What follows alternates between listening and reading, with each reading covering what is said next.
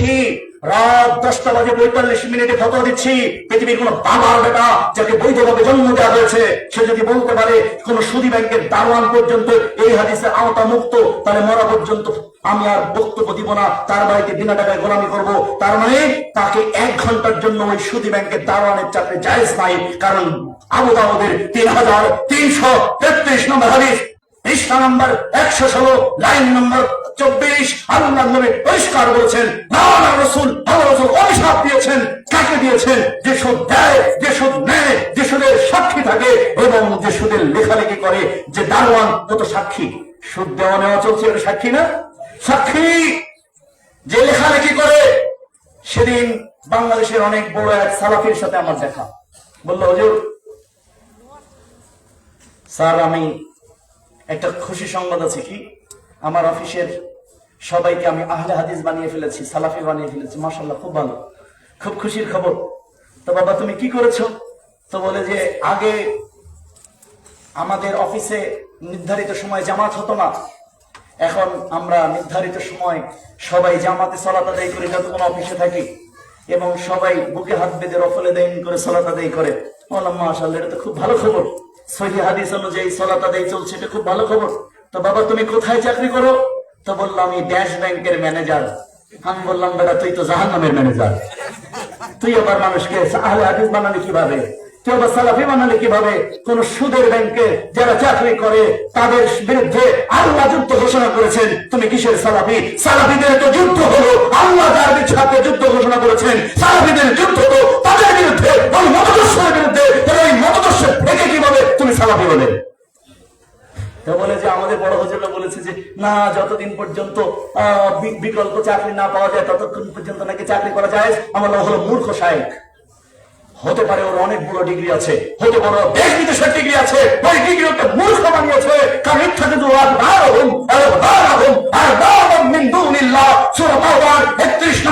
বলেছেন আল্লাহকে বাদ দিয়ে ওদের ধর্মীয় নেতাদেরকে আল্লাহর স্থানে বসিয়েছে। তার মানে আল্লাহ যেটা হালাল করেছেন ওরা ছলে বলে কৌশলে এড়িয়ে ভিনিয়ে সেটা হালাল করে দেয়, আর আল্লাহ যেটা হারাম করেছেন তারা হালাল করে দেয়। এটাই হলো ওদের কাজ। আল্লাহ যা হারাম করেছেন, যদি কোনো ব্যক্তি আমাদের কাছে এসে জিজ্ঞাসা করে আমি এখন সুদের ব্যাংকে চাকরি করি, আমি কি করব? আমি ইউসুফ জাহান দেবো, আজ এক্ষুনি এর হতে তোমার সুদী ব্যাংক এবং সুদী কারবারকে তালাক দিতে হবে। তা বলবে খাবা কি? খাবো কি? ঘোড়ার ডিম খাবা? খাবার কি তোমার ব্যাংক থেকে আসে? কি মনে হয় খাবার কি ব্যাংক থেকে আসে? কথা বলেন। খাবার কি চাকরি থেকে আসে? খাবার কি ব্যবসা থেকে আসে? أولم يهدي كم أهلكنا من قبلهم من القرون يمشون في مساكنهم إن في ذلك الآيات أفلا يسمعون أولم يروا أنا نسوق الماء إلى الأرض الجرز فنخرج به زرعا تأكلوا منه أنعامهم وأنفسهم أفلا يبصرون আল্লাহ তাআলা 3 জায়গায় বলেছেন কথাটা। সূরা ওয়াকিয়ার মধ্যে বলেছেন, সূরা সাজদার মধ্যে বলেছেন। বারবার আল্লাহ তাআলা স্মরণ করে দিচ্ছেন তোমরা যে রিজিক ভক্ষণ করো সে সম্পর্কে কি তোমরা ভেবে দেখেছো নাকি? এই রিজিক তুমি উৎপাদন করো না, আমি উৎপাদন করি। আপনাদের কি মনে হয়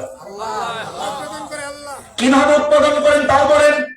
আওয়ালাম ইয়ারাউ, তোমরা কি দেখো না আন্না নাসুকুল মাআ ইলা আরদিল জুরুজি ফানুখরিজু বিহি যারআন তাকুলু মিনহু আনআমুহুম ওয়া আনফুসুহুম আফালা ইউবসিরুন। সুবহানাল্লাহ বলেন। আল্লাহ তাআলা বলেন মৃতপ্রায় শুষ্ক মৃত জমিন যেখানে ফসল উৎপাদনের অনুপযোগী, সেখানে ফসল দিলে যে ফসল নষ্ট হয়ে যেতে পারে সেই ফসল কখনো অঙ্কুরোদ্গম হবে না। এই মৃত জমিনকে আসমান থেকে রহমতের বৃষ্টি বর্ষণ করে আমি মৃত জমিনকে জীবিত করে নেই, সেখান থেকে ফসল উৎপাদন করে আমি আল্লাহ তোমাদের এবং তোমাদের গবাদি পশুদের রিজিকের ব্যবস্থা করি। আল্লাহু খায়রুর রাযিকিন। আল্লাহ রাব্বুল আলামিন সূরা জুমার শেষ আয়াতে বলেন তোমাদের আল্লাহ হলেন সর্বোত্তম এবং সর্বশ্রেষ্ঠ রিজিক দাতা। তার মানে রিজিক ব্যাংক থেকে আসে না, রিজিক চাকরি থেকে আসে না, রিজিক টাকা থেকে আসে না, বরং রিজিক আসমান থেকে আমাদের জন্য বরাদ্দ হয়। তার মানে যদি আমি হারামটা ছেড়ে দেই। যেভাবে আল্লাহ পাখিকে খাওয়ান ওভাবে আল্লাহ আমাকে খাওয়াতে পারেন। যেভাবে আপনি বলবেন আল্লাহ কি আমাকে গালে তুলে খাওয়াবে? আপনাকে গালে তুলে আল্লাহ খাওয়াই নাই? আপনাকে আল্লাহ গালে তুলে খাওয়াই নাই? যখন আমার ভাষা ছিল কান্না, হাত কাজ করতো না, পা কাজ করতো না, মায়ের দুগ্ধ পান করে আমি সে সময় যদি আল্লাহ আমাকে খাইয়ে থাকেন, যেখানে আমার মুখ দিয়ে খেতে পারতাম না, মায়ের নাভির সাথে আমার নাভিকে একত্রিত করে যে আল্লাহ আমাকে খাইয়েছেন, সেই আল্লাহ এখনো হারাম ছাড়া আমি যদি আল্লাহর পথে চলি আল্লাহ আমাকে খাওয়াতে পারেন, ঠিক কিনা? আর ভাইরাম, সঙ্গত কারণে আল্লাহ তাআলা আরো বলেছেন, কুল আইতুম ইন আসবাহা মাউকুম গাওরান ফামান ইয়াতিকুম বিমাইন মাইন। আল্লাহ রাব্বুল আলামিন বলেন, তোমরা যে পানি ব্যবহার করো, পান করো, ব্যবহার করো, সেই পানি সম্পর্কে ভেবে দেখেছো কিনা? এই পানি যদি আমি হারিয়ে নিয়ে যাই, এই পানি যদি আমি তুলে নিয়ে যাই, পৃথিবীর কোন ক্ষমতা আছে, পৃথিবীর কোন দয়ালু আছে তোমাদের প্রবাহমান পানি এনে দিয়ে তোমাদের জীবনের সঞ্চার করবে? সুবহানাল্লাহ। সূরা মুলকের মধ্যে বলেছেন, কয়েক জায়গায় আল্লাহ বলেছেন, তার মধ্যে সূরা মুলক 67 নম্বর সূরা 29 নম্বর পারার 2 নম্বর সাফার 30 নম্বর আয়াত। তার মানে আমাদের শরীরে পানি আছে, আছে না? সায়েন্স যারা করেছেন জানেন যে শরীরের 70% পানি। কয় পার্সেন্ট? সুবহানাল্লাহ বলেন। আল্লাহ বলেন, তোমাদের শরীরের পানি, ভূগর্ভস্থ পানি, পান করার পানি, অন্যান্য ব্যবহারের পানিগুলো আমি তোমাদের থেকে যদি হারিয়ে নিয়ে যাই, পৃথিবীর কে আছে তোমাদের প্রবাহমান পানি এনে দেবে? তার মানে আল্লাহ রাব্বুল আলামিন বলেন না তোমরা তাদেরকে অনুসরণ করবে না, বরং আল্লাহ তাআলা যেটাকে হারাম করেছেন সেটাকে কি করতে হবে? বাদ দিতে হবে। আল্লাহ তাআলা বলেছেন এটা বাদ দাও, না হলে তাদের বিরুদ্ধে আল্লাহ যুদ্ধ ঘোষণা করেছেন। তাহলে গণতন্ত্র, প্রচলিত রাজনীতি কুফরি, তার অন্যতম কারণ হলো তার অর্থনৈতিক বুনিয়াদ হলো কুফরি, এবং আমাদের আল্লাহর সাথে যুদ্ধে নিয়োজিত এক অর্থনৈতিক বুনিয়াদ নিয়ে যে ধর্ম আমাদের সামনে এসেছে, বাংলাদেশের মানুষ যেটাকে কিছুই মনে করে না, আলেমরা কিছুই মনে করে না, আমাদের এমনকি আহলে হাদিস আলেমরাও এটাকে কিছুই মনে করে না, এদেরকে আমি মূর্খই মনে করি, এদের আমি ননসেন্স মনে করি, এদের আমি বেহায়া নির্লজ্জ মনে করি, কারণ তারা এরা জানেই না গণতন্ত্র একটা ধর্ম, এটার আলাদা একটা ধর্ম যে ইসলামের সাথে সম্পূর্ণ উল্টা, ইসলামের সম্পূর্ণ উল্টা, এর পাশেই নাই। বললে ওই মূর্খকে আমি পড়াতে পারি ইনশাল্লাহ, ও আসবে, আমরা পড়িয়ে দেবো ইনশাল্লাহ তাআলা। অতএব আজকে আমি যুবক পরিষ্কার ঘোষণা করছি, এই যে গণতন্ত্রের অর্থনৈতিক বুনিয়াদ হলো সুদ, এই সুদ ভিত্তিক গণতন্ত্রকে আজকে আমাদেরকে তালাক ঘোষণা করতে হবে। তালাক, 3 তালাক বলে 1 তালাক।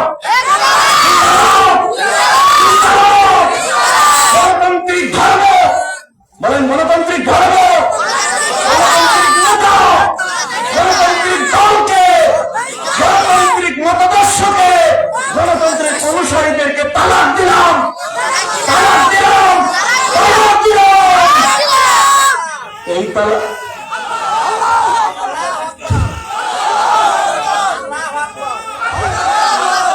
এবার আমরা গ্রহণ করবো কি? ইয়া আইয়ুহাল্লাযীনা আমানু, হে ঈমানদাররা, উদখুলু ফিস-সিলমি কাফা, যেটাকে তোমরা বর্জন করেছো এবার তোমরা গ্রহণ করে ঢুকে যাও। এর মধ্যে? ইসলামের মধ্যে। এর মধ্যে ঢুকলাম আমরা, ইসলামের মধ্যে। আল্লাহ রাব্বুল আলামিন বলেন, যদি তোমরা ইসলামের মধ্যে ঢুকে যাও এবং নেক আমল সম্পাদন করো, যদি ইন্নাল্লাযীনা আমানু ওয়া আমিলুস সালিহাতি কানাত লাহুম জান্নাতুল ফিরদাউসিন নুজুলা খালিদিনা ফিহা লা ইয়াবগুনা আনহা হিওয়ালা। আমি আল্লাহ তোমাদেরকে ওয়াদা দিলাম জান্নাতুল ফিরদাউসে, যেখানে আমি তোমাদেরকে ঢুকাবো, পশ্চিমকালেও তোমরা প্রত্যাবর্তন করতে চাবে না, আমি আল্লাহ তোমাদের সেখান থেকে বের করে দেব না, এবং জান্নাতুল ফিরদাউস দিয়ে আমি আল্লাহ তোমাদের আপ্যায়ন করব। সূরা কাহফ 106 নম্বর আয়াত। গণতন্ত্র প্রচলিত এটাকে পরিত্যাগ করতে হবে, তার অন্যতম আরেকটা কারণ হলো আল্লাহ তাআলা বলেছেন, ইয়া আইয়ুহাল্লাযীনা আমানু, হে ঈমানদাররা, ইন্নামাল খামরু ওয়াল মাইসির ওয়াল আনসাব ওয়াল আযলাম রিজসুম মিন আমালি শাইতান ফাসতানিবু লাআল্লাকুম তুফলিহুন। সূরা মায়েদা 5 নম্বর সূরা 90 91 নম্বর আয়াত। জ্যাকেট আল্লাহ পলিথিনওয়ালা, শোনো, আজকে তোমাদের একটা কথা কই। আমি জানি এখানে অনেক উচ্চ বিজ্ঞ আলেম ওলামা আছেন, ইউনিভার্সিটির শিক্ষকরা আছেন, মাদ্রাসার শিক্ষকরা আছেন, হয়তো যাদের ছাত্র হতে পারলে নিজেকে ধন্য মনে করতাম। কিন্তু আজকে যেহেতু এখানে বসিয়েছেন, তাহলে 2 ঘন্টার জন্য একটু শিক্ষক মানতে হবে। যদি মানা যায়, আমি আল্লাহর নামে শপথ করে বলছি, বিগত 100 বছর এই জমিনে যে উপকার হয়নি, আমি আল্লাহর বিধান পৌঁছে দিয়ে ততটা উপকার করে দেওয়ার হিম্মত রাখি। কারণ প্রত্যেকটা মিনিটে আল্লাহর বিধানটা পৌঁছাবো ইনশাআল্লাহ। যা আজকের রাতটা বিগত 100 বছরের থেকে ভিন্ন রাত পরিগণিত হবে। যাওয়ার সময় এটা বলে যেতে হবে যে জি না, আজকের এই রাতটা ছিল আমার জীবনের ভিন্ন রাত ইনশাআল্লাহ। এজন্য বলতে হবে, আমি নিজেরটা বলছি না, কারণ আমি আল্লাহটা পৌঁছাবো। আল্লাহটা এমন ভাবে পৌঁছাবো যেভাবে আল্লাহ পৌঁছে দিয়েছেন রাসূলের মাধ্যমে, ঠিক ওভাবে পৌঁছাবো। যে কারণে শিক্ষক এবং ছাত্রের একটা লেনাদেনা আছে। যে ইচ্ছা করে, এটা গাঁজার আড্ডা না, মদের আড্ডা না, যে নেশা লাগলো ঢুকলাম, নেশা শেষ বেরিয়ে গেলাম ইচ্ছা মতো, এটা চলবে না। শিক্ষক যদি মেনেই থাকি, যদি উঠতে হয়, প্রস্তাব লাগলে 1 আঙুল তুলতে হবে, যদিও ছুটি দেই যেতে হবে, না হলে বসেই থাকতে হবে। যদি টয়লেট লাগে 2 আঙুল তুলতে হবে, আর যদি বিড়ি টানা লাগে 3 আঙুল তুলতে হবে। তারপরে ছুটি নিয়ে তারপরে যেতে হবে, না হয়ে যাওয়া যাবে না। যদি তাই করতে পারেন, আমি আজকে আল্লাহর নামেই বললাম কথাটা, যে আমি এমন ভাবে আল্লাহর দিনকে পৌঁছে দিয়ে যাব, যে পূর্বে এভাবে পৌঁছানো হয়নি। যে 100 বছর যেভাবে উপকার করা হয়নি, সেই উপকারটা করে যাব। কারণ আপনারাই এই বিষয়ে শুনতে চেয়েছেন, আর এই বিষয়টা একদম ডিপ আলোচনা আপনাদের কাছে উপস্থাপন করে দিয়ে যাচ্ছি, বুঝিয়ে যাচ্ছি কাকে বলে দিন, কাকে বলে ইসলাম। আল্লাহ রাব্বুল আলামিন বলেন, হে ঈমানদারেরা, ইন্নামাল খামরু ওয়াল মাইসির ওয়াল আনসাব ওয়াল আজলাম রিজসুম মিন আমালিশ শাইতান ফাসতানিবু লাআল্লাকুম তুফলিহুন। আল্লাহ তাআলা বলেন, হে ঈমানদারেরা, নিশ্চয়ই নেশাজাত দ্রব্য, জুয়া, মূর্তি পূজার বেদী, ভাগ্য নির্ণয়ের তীর, রিজসুম মিন আমালিশ শাইতান, এই কাজগুলো হলো ডাইরেক্ট শয়তানের কাজ। কার কাজ? কার কাজ? শয়তানের কাজ। ফাসতানিবু, তোমরা এটা বাদ দাও, লাআল্লাকুম তুফলিহুন, যদি তোমরা সফল হতে চাও। কয়টা কাজ বাদ দাও? 4টা কাজ বাদ দাও, যদি তোমরা কি চাও? সফল হতে চাও। আর পৃথিবীর যত গণতান্ত্রিক রাষ্ট্র আছে, প্রত্যেক রাষ্ট্র, আমি বর্তমান গণতান্ত্রিক জীবিত রাষ্ট্র আছে, আমার কাছে এই মুহূর্তে তথ্য হলো 91টা, আর হজবরলা মিলে আছে 162টা। এই 162 রাষ্ট্রের মধ্যেই তাদের আইনের মধ্যে মদকে, নেশাজাত দ্রব্যকে আইন দিয়ে, লাইসেন্স দিয়ে বৈধতা দেওয়া হয়েছে। যা বাংলাদেশেও এটাও করা আছে। বাংলাদেশ একটা গণতান্ত্রিক রাষ্ট্র, এখানেও মদের, নেশাজাত দ্রব্যের লাইসেন্স দেওয়া আছে। সিগারেটের ফ্যাক্টরির লাইসেন্স দেওয়া হয়েছে না? জর্দা ফ্যাক্টরির লাইসেন্স দেওয়া হয়েছে না? মদের ফ্যাক্টরির লাইসেন্স দেওয়া হয়েছে না? মদের বারের লাইসেন্স দেওয়া হয়েছে না? আল্লাহ বলেন, লাইসেন্স তো দূরের কথা, রিজসুম মিন আমালিশ শাইতান, নেশা হলো শয়তানের কাজ। ফাসতানিবু, বাদ দাও, লাআল্লাকুম তুফলিহুন, যদি সফল হতে চাও। গণতন্ত্র ধর্মের অন্যতম নেতা, গণতান্ত্রিক যত বড় নেতা আসে তত বড় নেশাখোর। ঠিক না? কারণ নেশাখোর ছাড়া নেতা হওয়া যায় না। মিনিমাম বিড়িখোর তো হতেই হবে, নাহলে আবার কিসের নেতা?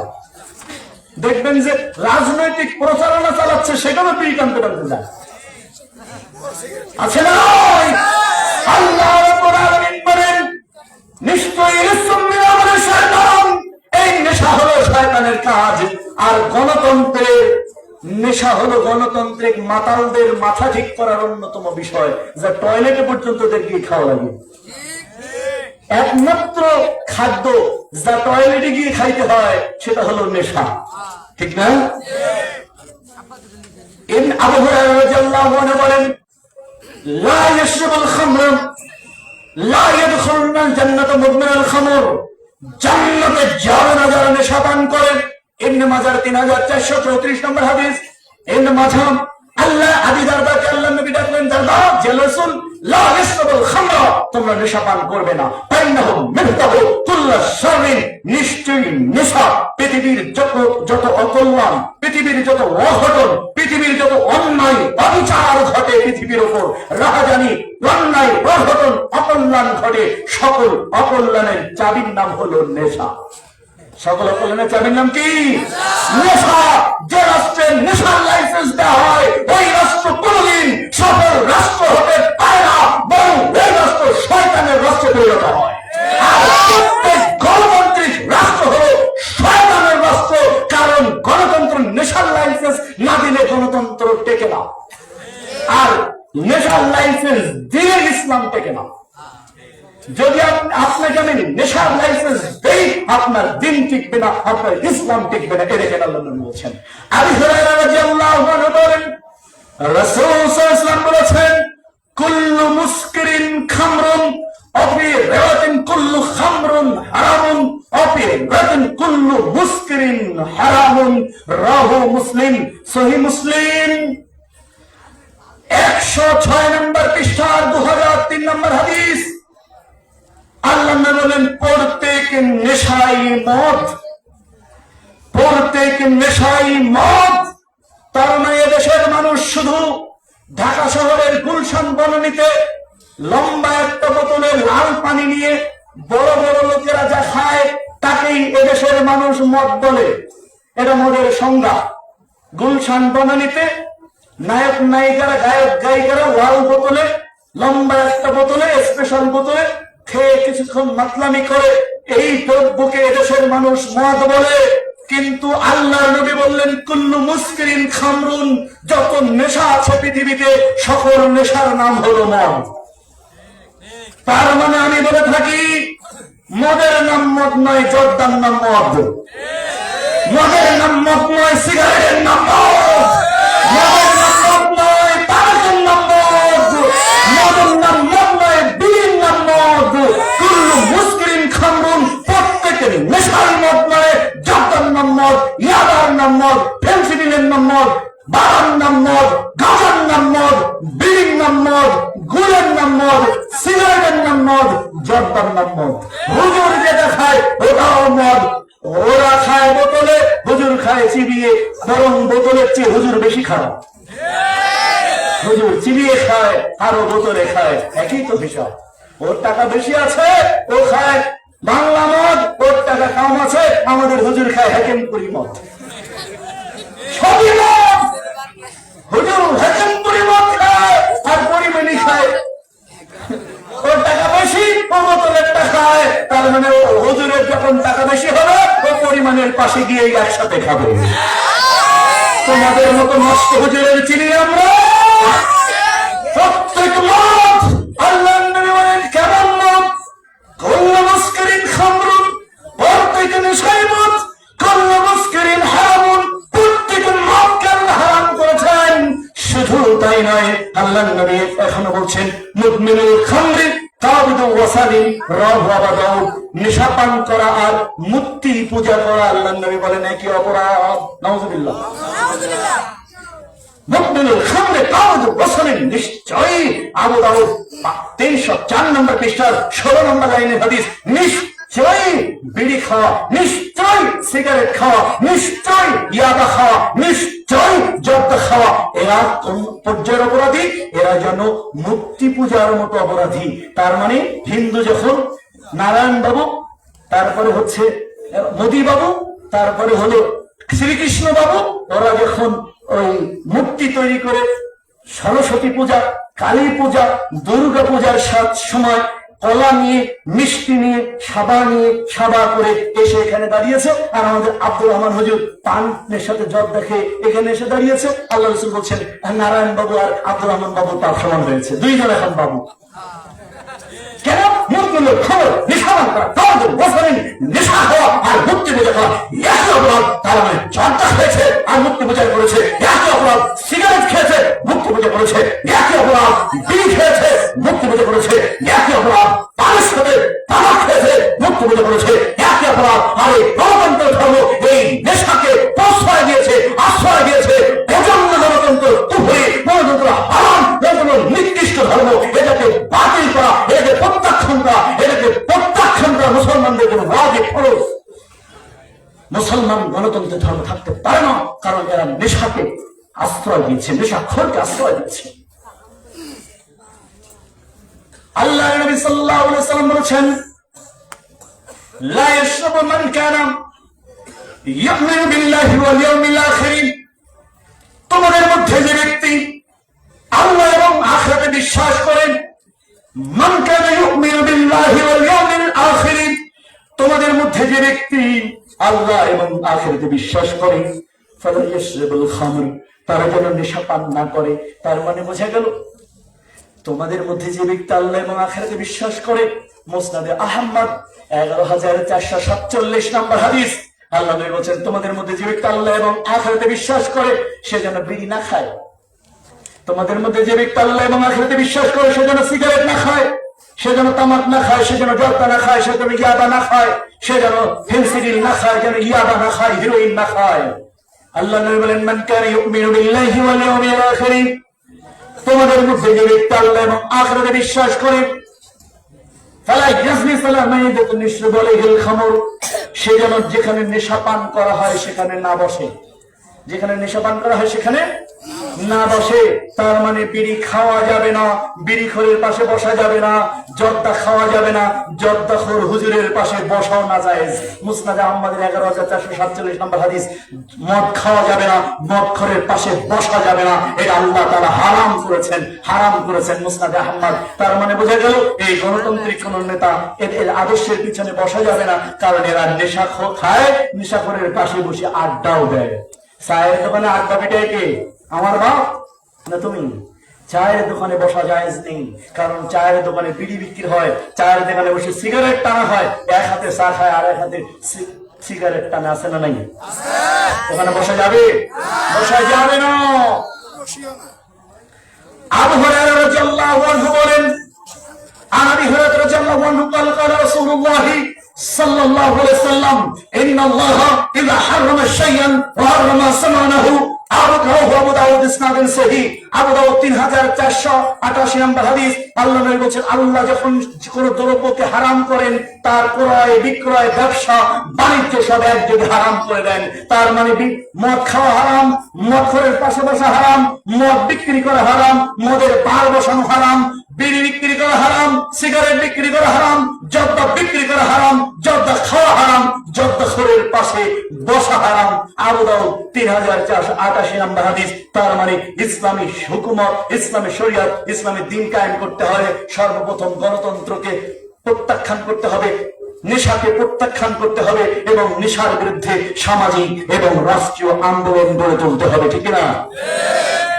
এরপরে ৫ম নাম্বার, মুসলমানদের যেটা করতে হবে, আল্লাহ বলছেন, আল্লাহ তাআলা বলছেন, মূর্তি পূজার বেদী।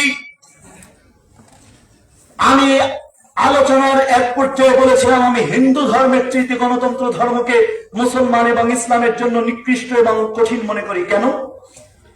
যদি কোন হিন্দু বাংলাদেশে এসে অমুক দিবসের জন্য একটা খাম্বা তৈরি করত, খাম্বা তৈরি করে এসে বলতো যে এখানে তোমাদের ফুল দিতে হবে, মাথা নিচু করে দাঁড়াতে হবে, আমার মনে হয় না বাংলাদেশের নারী পুরুষ শিশু কেউ মরা পর্যন্ত মেনে নিত, কারণ ওরা জানতো ওরা এটা হলো মূর্তি পূজার মতো করে ওরা একটা মূর্তি মতো তৈরি করেছে, সেটা হয়তো শহীদ মিনার নাম দিয়েছে, না হলে স্মৃতিসৌধ নাম দিয়েছে, যাই দেখ না কেন এটা হিন্দু তৈরি করেছে, এটা আমরা মানি না, এটা আমরা ফুল দিব না, এর সামনে আমরা মাথা নত করবো না। এটা হিন্দু তৈরি করলে এটা অবশ্যই মুসলিম নবদ্ধ, কিন্তু এটা গণতান্ত্রিক ধর্ম তৈরি করেছে।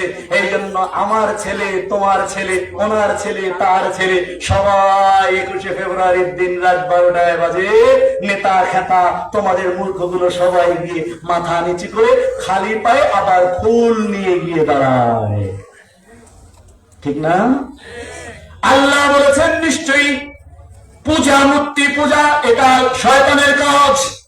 আর গণতন্ত্রের কাজ হলো মূর্তিকে ভিন্ন রূপে উপস্থাপন করে মুসলিমদেরকে এটা পূজা করতে বাধ্য করা, এবং তাই করা হয়েছে। আমি বলেছি বিভিন্ন জায়গায়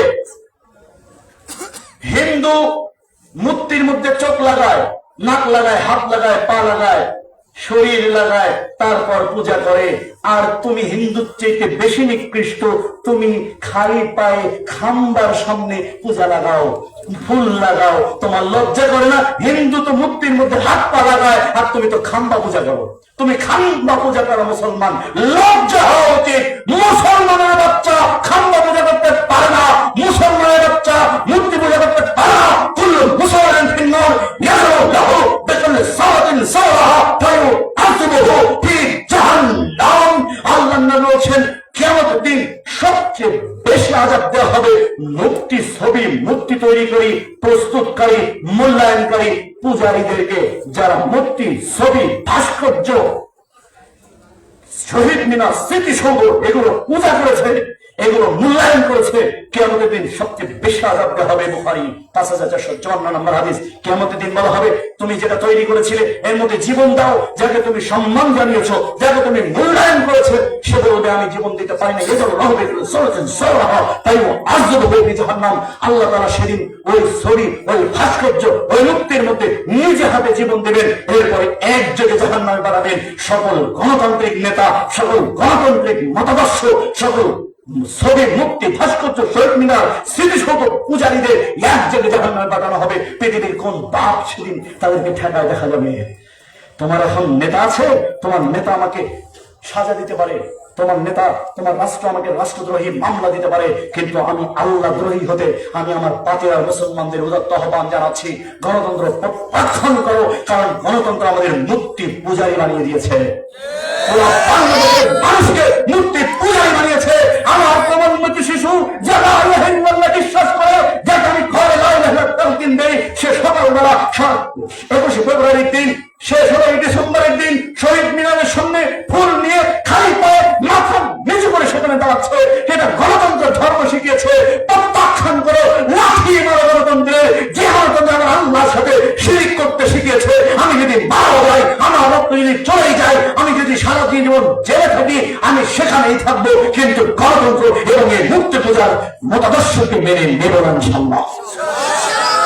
এর বিরুদ্ধে আমরা সর্বাত্মক সংগ্রাম করবো, সর্বাত্মক জিহাদ করবো, কিন্তু আমরা এটাকে মেনে নেব না ইনশাআল্লাহ।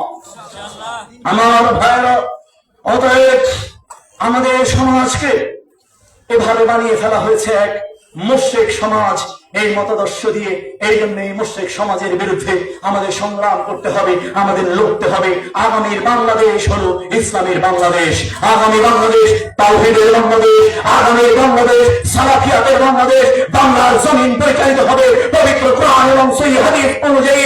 এর বিপরীতে আমরা কোন নেতা, কোন নেত্রী, কোন রাজনৈতিক দল, কোন মতাদর্শকে মূল্যায়ন করি না, মৃত্যু পর্যন্ত করবো না। তাদের মেনে নেওয়া তো দূরের কথা, আমরা তাদের সাথে কোনো সম্পর্কই রাখবো না। কারণ যারা আমার আল্লাহর সাথে শিরিক করতে শিখিয়েছে, আমরা তাদের সাথে আমাদের সম্পর্ক থাকতে পারে না। পরিষ্কার কথা আমার ভাইয়েরা। এই জন্য ইসলাম কায়েমের জন্য, ইসলামের শরিয়াত কায়েমের জন্য সর্বপ্রথম আমাদের এখান থেকে এই তগতির চেতনা, তগতি রাষ্ট্রের অথবা মতাদর্শের বিভিন্ন নেতা নেত্রী, এদেরকে প্রত্যাখ্যান করে আমাদের পরিপূর্ণ ইসলামে প্রবেশ করতে হবে। ইসলামে প্রবেশ করার আমি উদাত্ত আহ্বান জানাই। এরপরে কেন আপনাকে ইসলামে প্রবেশ করতে হবে? ইসলামী শরিয়া কত সুন্দর, আর আপনার গণতান্ত্রিক বর্তমান পরিচালিত রাজনীতি কত কুৎসিত, কত কদাচার, কত নীচ, কত হীন, কত অসভ্যতা, কত নোংরামি আপনি খেয়াল করুন। আল্লাহ তাআলা বলেছেন ওয়াইলুল লিকুল্লি হামাযাতিল লুমাযা, তাদের জন্য দুর্ভোগ, তাদের জন্য দুর্ভোগ যারা মানুষের অগ্রে, পশ্চাতে, সামনে এবং পিছনে নিন্দা করে। কি করে? নিন্দা করে। আবু হুরায়রা রাদিয়াল্লাহু আনহু বলেন, রাসূল সাল্লাল্লাহু আলাইহি ওয়াসাল্লাম বলেছেন, লা ইয়াদখুলুনা জান্নাতা কাতাতুন ওয়া ফি রিওয়ায়াতিন নামামুন, জান্নাতে যাবে না, জান্নাতে যাবে না, জান্নাতে যাবে না যারা মানুষের পিছনে নিন্দা করে, গীবত করে, এরা জান্নাতে যাবে না। গণতান্ত্রিক দলের মতাদর্শের এবং নেতাদের কাজ হলো অপরের নিন্দা করা, ঠিক না?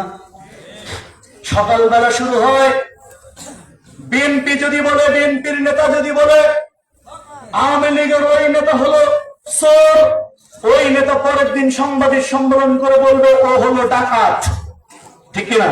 এটা যদি না বলে তার রাজনীতি টিকবে না।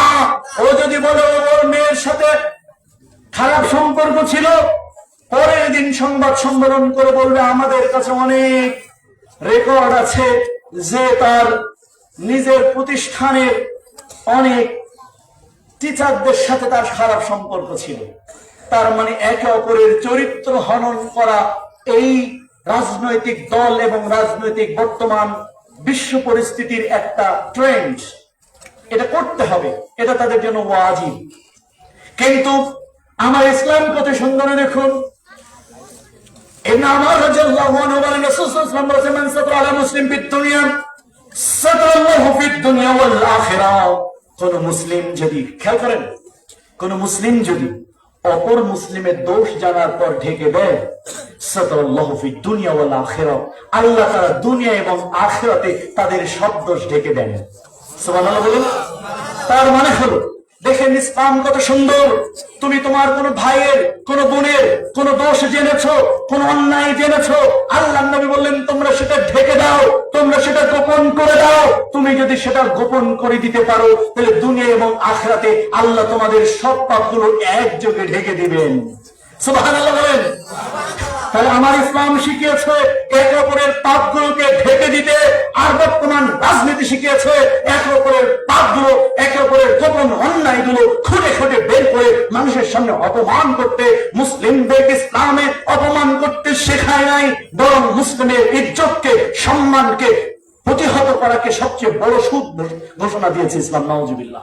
যে কারণে আমি আপনাদের উদাত্ত আহ্বান জানাচ্ছি এই কুফরি তন্ত্রকে পরিত্যাগ করতে, পক্ষান্তরে ইসলামী শরিয়া কায়েমের জন্য মুসলিমদের সর্বপ্রথম যে কাজটা করতে হবে ঈমান আনয়নের পর, ইবনে মাসউদ রাদিয়াল্লাহু আনহু বলেন, সাআলতুন নবী সাল্লাল্লাহু আলাইহি ওয়াসাল্লাম, আমি আল্লাহর রাসূলের কাছে গেলাম, গিয়ে তাকে প্রশ্ন করলাম, আইয়ুন আমালি আহাব্বু ইলাল্লাহি ইয়া রাসূলুল্লাহ, হে আল্লাহর রাসূল, আল্লাহর কাছে সবচেয়ে প্রিয় আমল কোনটা, যে আমল করলে পরে আমি আল্লাহর সবচেয়ে আপনজন হয়ে যাব, আল্লাহর সবচেয়ে প্রিয় হয়ে যাব, এমন আমলের খবর আমাকে বলে দিন। আল্লাহ নবী বলেন, সালাতু আলা ওয়াক্তিহা, নিশ্চয়ই আওয়াল ওয়াক্তে, নির্ধারিত ওয়াক্তে ফরজ সালাত আদায় করা আল্লাহর কাছে সবচেয়ে প্রিয় আমল। সুবহানাল্লাহ। তাহলে ইসলাম কায়েমের জন্য আজ থেকে আমাদের সর্বাত্মক সংগ্রাম করতে হবে। আওয়ালতে আবাল, বৃদ্ধ, বনিতা, শিশু, পুরুষ, মহিলা, যে যেখান থেকে শুনছেন, বুখারী 5970 নম্বর হাদিস অনুযায়ী এ মর্মে আজকে ঘোষণা দিচ্ছি যে প্রত্যেকে যার যার অবস্থান থেকে সালাত কায়েম করুন। আপনি আপনার অধীনস্থ স্ত্রী, আপনার সন্তানদেরকে নিজে পড়ুন, সালাত পড়ান। আপনি যদি এই মসজিদের সভাপতি হন, মসজিদের অধীনে যতগুলো মুসল্লি আছে তাদেরকে সালাত পড়ার জন্য আহ্বান জানান। আপনি যদি চেয়ারম্যান হন, আপনার ইউনিয়নের সমস্ত লোকদের সালাত পড়ার জন্য, সালাত প্রতিষ্ঠা করার জন্য আহ্বান করুন। আপনি যদি প্রধানমন্ত্রী হন অথবা এমপি হন, আপনার জেলার সকল মানুষকে সালাত কায়েম করান। আপনি যদি প্রধানমন্ত্রী হন, আপনার রাষ্ট্রের সকল মানুষকে সালাত কায়েমের জন্য আমন্ত্রণ জানান। আপনি যদি মোটেও না পারেন, আপনার পরিবারের, আপনার স্ত্রী, আপনার সন্তান সহ আপনাকে সালাত যে কোনো মূল্যে নির্ধারিত সময়ের মধ্যে সালাত কায়েম করতেই।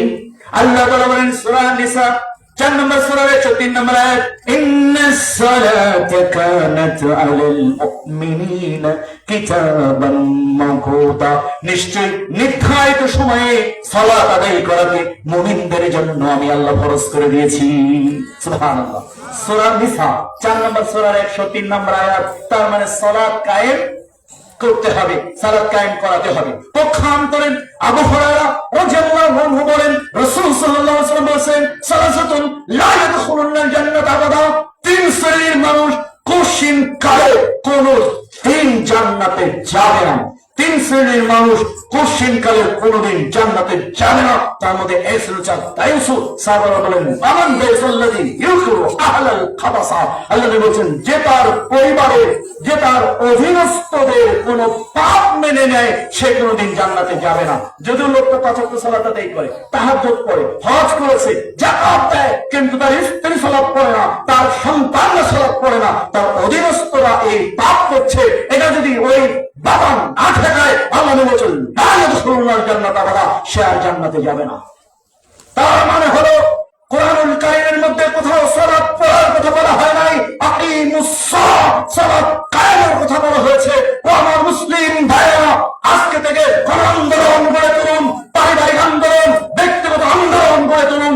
আমার অধীনে যারা থাকবে তাদের সালাত কায়েমের একচ্ছত্র দায়িত্ব নিয়ে আমি সালাত নিজে সহ সবাই মিলে কায়েম করবো ইনশাআল্লাহ।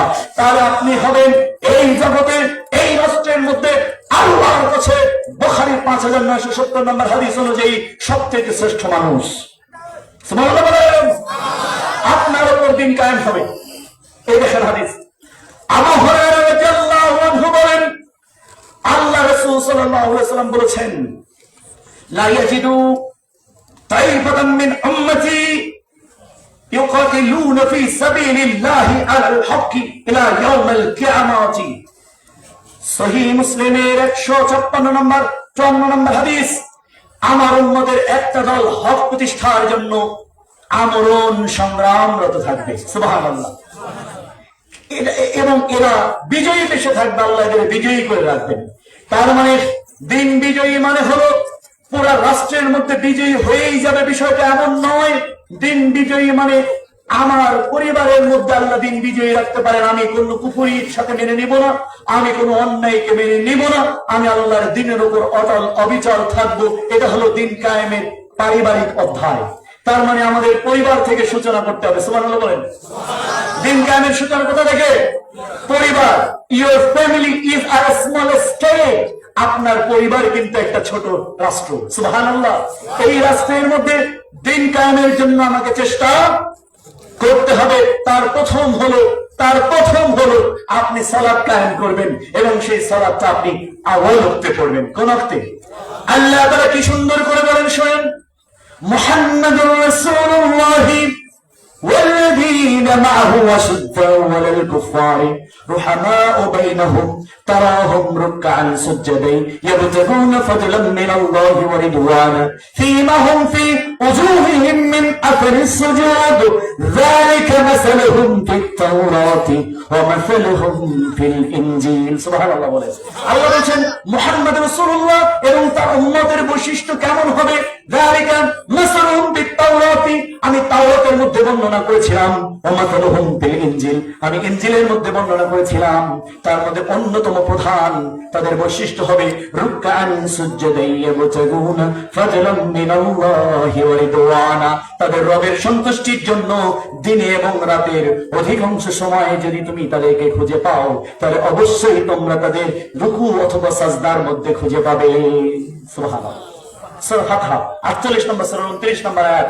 যে এজন্য আমার ভাইয়েরা, আপনারা আমার পাশে লেখালেখি কথাবার্তা থেকে মঞ্চে এবং নিচে আল্লাহর ওয়াস্তে আমি সামান্য সময় প্রয়োজনে কথা বলবো, কিন্তু আল্লাহর ওয়াস্তে আপনারা কথা বলবেন না। কারণ আজকে খুব ইম্পর্টেন্ট একটা টপিকস নিয়ে আমরা বসেছি, যেগুলো ভালো করে বোঝার চেষ্টা করা দরকার। আমার ভাইয়েরা খুব মনোযোগ দিন। আল্লাহ তাআলা বলেন, যালিকা মাসালুহুম ফিত তাওরাতি, আমি তাওরাতের সাথে তাদের বৈশিষ্ট্য বর্ণনা করেছিলাম। ওয়া মাসালুহুম ফিল ইনজিল, আমি ইনজিলের সাথে, তার মানে ঈসা আলাইহিস সালাম এবং তার উম্মতের সাথে আমাদের ব্যাপারে আল্লাহ গল্প করেছেন। কি গল্প করেছেন সেটা হলো খুব খেয়াল করেন। আমার দিকে তাকান। মুহাম্মাদুর রাসূলুল্লাহ ওয়াল্লাযীনা মাআহু আশিদ্দাউ আলাল কুফার, মুহাম্মদ সাল্লাল্লাহু আলাইহি ওয়াসাল্লাম এবং তার উম্মত কাফেরদের প্রতি হবে কঠোর। রহমাউ বাইনাহুম, নিজেদের প্রতি মুমিনদের প্রতি হবে তারা রহমশীল। রুকআন সুজদাই, ইয়াবতাগুনা ফাজলান মিনাল্লাহি ওয়া রিদওয়ানা, তাদের দিনে এবং রাতের অধিকাংশ সময় তাদেরকে রুকু এবং সাজদার মধ্যে, তার মানে সালাতের মধ্যে পাওয়া যাবে। জোহরে, আসরে, মাগরিবে, এশায়, তাহাজ্জুদে, এরপরে হলো অন্যান্য সুন্নাহ সালাত গুলো পড়তে পড়তে এদেরকে মুহাম্মদ সাল্লাল্লাহু আলাইহি ওয়াসাল্লামের উম্মতকে অধিকাংশ সময় রুকু এবং সাজদার মধ্যে পেতে পেতে সালাত পড়তে পড়তে ওদের চেহারার মধ্যে সাজদার দীপ্তিমান চিহ্ন ভেসে উঠবে। সুবহানাল্লাহ বলেন। সাজদার দীপ্তিমান চিহ্ন ভেসে উঠবে। পক্ষান্তরে আবু হুরায়রা রাদিয়াল্লাহু আনহু বলেন, বাইনাল মুমিনি ওয়া বাইনাল কুফরি, বাইনাল আবদি ওয়া বাইনাল কুফরি তারকুস সালাহ। আল্লাহর বান্দা মুসলিম, আল্লাহর অবাধ্য কাফের, এর মধ্যে পার্থক্য হলো সালাত। যে ব্যক্তি সালাত পড়ে সে আল্লাহর বান্দা মুসলিম, আর যে সালাত পড়ে না সে আল্লাহর অবাধ্য মুশরিক। তিরমিজি 2618 নম্বর হাদিস, 2619, 2620 নম্বর হাদিস। পক্ষান্তরে এক সালাত আপনার দুনিয়া এবং আখিরাতে সর্বশ্রেষ্ঠ মানুষ বানিয়ে দিতে পারে, জাহান্নাম হারাম বানাতে পারে। যেমন দেখুন, উম্মে হাবিবা রাদিয়াল্লাহু আনহা قالت সামিতু রাসূলুল্লাহ সাল্লাল্লাহু আলাইহি ওয়াসাল্লাম يقول, আমি আল্লাহর রাসূলকে বলতে শুনেছি, ইযা হিফযুহু আরবাইন রাকাতিন সালাতিন ক্বাবলা যুহরি ওয়া আরবাইন বাদাহা ফাহারামাল্লাহু আল্লাহু জাল্লা আন-নার, রাওয়াহুন নাসাই। আল্লাহ নবী বলেছেন, যে ব্যক্তি যোহরের আগে 4 রাকাত সুন্নাত সালাত আদায় করে নিয়মিত, এবং যে ব্যক্তি যোহরের ফরজ সালাতের পরে 4 রাকাত সুন্নাত নিয়মিত আদায় করে, ফাহারামাল্লাহু আল্লাহু জাল্লা আন-নার, তাদের উপর আল্লাহ জাহান্নামের আগুনকে হারাম করে দিয়েছেন। তাদের উপর আল্লাহ জাহান্নামের আগুনকে কি করেছেন? হারাম করে দিয়েছেন। সঙ্গত কারণে প্রিয় ভাইয়েরা, আমাদের দায়িত্ব হলো, আমাদের কর্তব্য হলো যে আমাদের চেষ্টা করতে হবে যে সালাত কায়েমের ব্যাপারে। কেমন ইনশাআল্লাহ? এখন স্লিপ দিলেন কি এখন শেষ করলে ভালো হয় কিনা, আপনি কি মনে করেন বলেন? মানে এতক্ষণ আমার পাশে বসে বসে যে কথাবার্তা বললেন এবং অতঃপরে যে টিকিট ধরিয়ে দিলেন, এই টিকিট ধরানোর কারণ কি? আমি তো নিশ্চয়ই এখানে সারা রাত বসে বসে গল্প করবো না বা বক্তব্য দিব না, তাই না? আমার একটা নির্ধারিত টপিক আছে, এটা আমাকে শেষ করতে হবে, তাই না?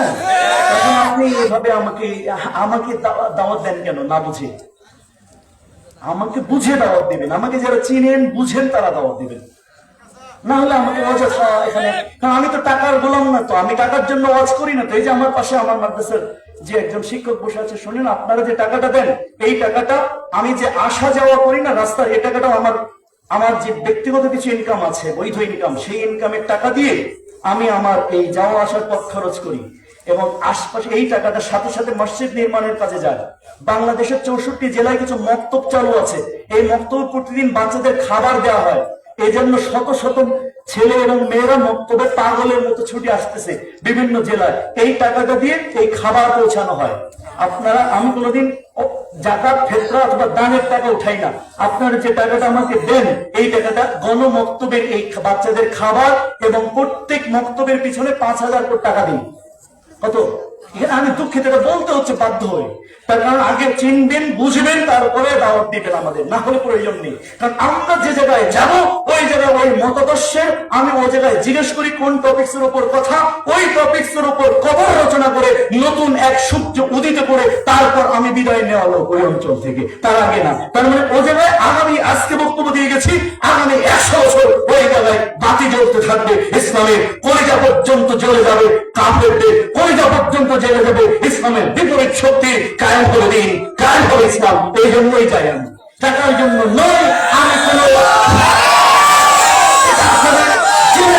দয়া করে এটা জানবেন, কারণ প্রযুক্তির মাধ্যমে বাংলাদেশের বিভিন্ন জেলায়, যেহেতু প্রত্যেকটা জেলায় আমাকে যেতে হচ্ছে, দয়া করে আমাকে বুঝে দাওয়াত দেবেন। এরপরে যে অর্থটা থাকে, আমার মাদ্রাসার ইয়াতিম যাদেরকে, পুরো বাংলাদেশের প্রায় 100-র মতো শিক্ষা প্রতিষ্ঠান, আমি যদি এটা ঘোষণা করি না, এই মাদ্রাসার ইয়াতিমদের আমি বলে দিয়েছি সমস্ত, আমার পাশে একজন শিক্ষক তো আছেনই, শুনে দেখেন, আমি সকল ইয়াতিমদের বলে দিয়েছি, আমি যতদিন জীবিত থাকবো ততদিন আমার ইয়াতিমরা রাস্তায় নামতে পারবে না।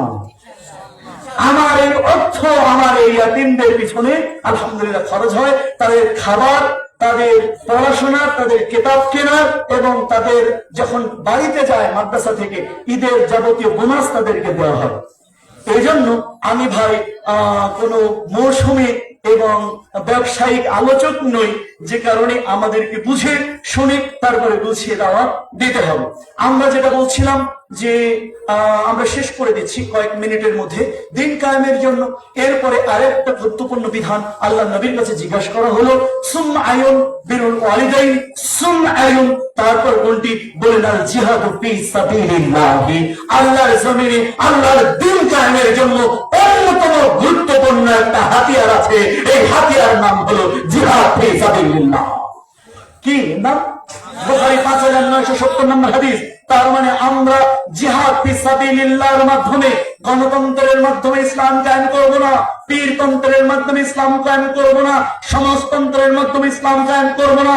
আমাদের আল্লাহর জমিনে ইসলাম কায়েম করব আমরা কিসের মাধ্যমে? জিহাদের মাধ্যমে আমরা দিন কায়েম করব, দাওয়াতের মাধ্যমে। ঠিক কিনা? দাওয়াত এবং জিহাদ। আল্লাহ তাআলা এই জিহাদকারীদের ব্যাপারে বলছেন, ইন্নাল্লাহ আশতারা মিনাল মুমিনিনা আনফুসাহুম ওয়া আমওয়ালাহুম বিআন্না লাহুমুল জান্নাহ ইউকাতিলুনা ফি সাবিলিল্লাহ। আল্লাহ বলেন আল্লাহ মুমিনদের জানকে এবং মালকে ক্রয় করে নিয়েছেন, বিআন্না লাহুমুল জান্নাহ, জান্নাতের বিনিময়ে ইউকাতিলুনা ফি সাবিলিল্লাহ। আল্লাহর রাস্তায় কিতাল করবে, আল্লাহর রাস্তায় সংগ্রাম করবে, আল্লাহর রাস্তায় যুদ্ধ করে দিন কায়েমের জন্য। দিন কায়েমের বিকল্প কোনো পথ নেই জিহাদ এবং দাওয়াত ছাড়া। তার মানে মুসলমানদের প্রস্তুত থাকতে হবে জিহাদের জন্য। শুধু তাই নয়, জিহাদ আপনার ভূখণ্ডে হতে পারে। আল্লাহ সাল্লাল্লাহু আলাইহি বলেন, আল্লাহ রাসূল সাল্লাল্লাহু আলাইহি ওয়াসাল্লাম এ কথা বলেছেন। কি বলেছেন? ইসবাতান মিন উম্মতি আরাজহামুল্লাহু মিনান নার ওয়া ইসবাতুন তাকসাল ইনদা ওয়া ইসবাতুন তাকাউনা ঈসা ইবনে মারইয়াম রাহুন নাসাই। আল্লাহ নবী বলেন, আমার উম্মতের দুই দলের মানুষের উপর আল্লাহ জাহান্নামকে প্রত্যাহার করে নিয়েছেন। তার মধ্যে এক দল হচ্ছে ইসাবাতুন তাকসাল হিন্দা, যারা হিন্দুস্তানে, বাংলাদেশ, ভারত, পাকিস্তান, মায়ানমার, নেপাল, ভুটান, শ্রীলঙ্কা, পাতিরা, যে জায়গায় আপনি বসে আছেন ওই জায়গায় আল্লাহর জমিনে আল্লাহর দিন কায়েমের জন্য যারা সংগ্রাম করবে, যারা যুদ্ধ করবে, আল্লাহ নবী বলেছেন তাদের উপর জাহান্নামকে প্রত্যাহার করে নেওয়া হয়েছে। এবং এই হাদিস হলো সহিহ হাদিস, বিশুদ্ধ হাদিস। বাংলাদেশের অনেক আলেমরা এই হাদিসের ব্যাপারে বলতে চেয়েছে না এই যুদ্ধ হয়ে গেছে, তাদের জ্ঞানের সীমাবদ্ধতার কারণে আমি আজকে উদাত্ত আহ্বান জানিয়ে আমি একদম খুব দ্রুতই শেষ করছি আপনাদের প্রথম কথা বলে। সেটা হলো বাংলাদেশ, ভারত, পাকিস্তান, নেপাল, ভুটান, শ্রীলঙ্কা, এই ভূখণ্ডে মুহাম্মদ সাল্লাল্লাহু আলাইহি ওয়াসাল্লাম থেকে শুরু করে কিয়ামত পর্যন্ত আল্লাহর দ্বীন কায়েমের জন্য যারা যুদ্ধ করে মারা গেছে তাদের উপর যেমন জাহান্নাম প্রত্যাহার করা হবে, কিয়ামত পর্যন্ত আল্লাহর দ্বীন কায়েমের জন্য এই ভূখণ্ডে যারা জিহাদ করবে, সংগ্রাম করবে, তাদের উপরে আল্লাহ জাহান্নামকে প্রত্যাহার করে নেবেন। এই হাদিস হলো বিস্তৃত হাদিস। এই হাদিস কোন নির্দিষ্ট সময়ের জন্য নয়, বরং আল্লাহ রাসূল যেদিন থেকে হাদিস বলেছেন সেখান থেকে কিয়ামত পর্যন্ত এই হাদিসের পরিবর্তী। এখান থেকে যেন আপনারা বিভ্রান্ত হবেন না কোন আলেম, কোন শায়েখের কথা শুনে যে না এটা হিন্দুস্তানের যুদ্ধ হয়ে গেছে, ওদের জ্ঞানের সীমাবদ্ধতা, অথবা ওরা কারণ এজেন্ডা বাস্তবায়নের জন্য কথা বলছে, এই যুদ্ধ কিয়ামত পর্যন্ত থাকবে। ঠিক না? মনে রাখবেন, খবরদার, আমি আজকে আপনাদের হুঁশিয়ার সাবধান করে যাচ্ছি, আল্লাহর জমিনে আল্লাহর দ্বীন কায়েমের জন্য বাংলাদেশ, ভারত, পাকিস্তান, এই হিন্দুস্তানের যে অংশে যে কেউ কিয়ামত পর্যন্ত, অতীতে যারা হিন্দুস্তানে যুদ্ধ করে দ্বীন কায়েম করেছে তারাও যেমন জাহান্নাম যাবে না, আমরাও যদি এখন যারা আছি আমরাও যদি সংগ্রাম করি, আমরাও যদি দ্বীন কায়েমের জন্য জিহাদ করি, তাহলে আমাদের জন্য তেমন জাহান্নাম প্রত্যাহার করা হবে আগামী। এবং যতদিন কিয়ামত না হবে ততদিন পর্যন্ত এই অংশে যারা দ্বীন মানে বিশুদ্ধ হাদিসের মানদণ্ডে 4টা হাদিস বর্ণিত হয়েছে মর্মে, তার মধ্যে 3টা সহিহ, একটা হলো সহিহ, আর আপনাকে আমি এই সহিহ হাদিস বর্ণনা করলাম। এই জন্য বাংলাদেশে যেমন ধরুন বিগত স্বৈরাচার তাড়ানোর জন্য, যদি গণতন্ত্র প্রতিষ্ঠা করার জন্য কেউ সংগ্রাম না করে থাকে, স্বৈরাচার তাড়িয়ে দিন কায়েম করতে হবে এই চেতনা নিয়ে এই কিছুদিন আগে যত মানুষ মারা গেছে তারা যদি ইসলাম চেতনা, আল্লাহর দ্বীন কায়েমের চেতনা নিয়ে যদি মারা গিয়ে থাকে, নাসাই এই হাদিস তাদের উপরও প্রযোজ্য হবে ইনশাআল্লাহ। এরা কেউ না বললেও কাজী ইউসুফ জাহান আমি আপনাদেরকে পরিষ্কার ভাবে জানিয়ে দিলাম।